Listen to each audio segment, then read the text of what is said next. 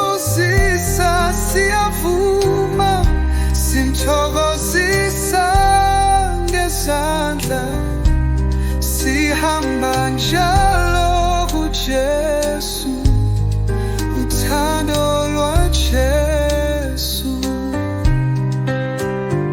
Sihamba ngezandla zakhe, Thixo wethu siyamthokozisa, akaphenduli okuthile sikukhonze, uthando lwaJesu.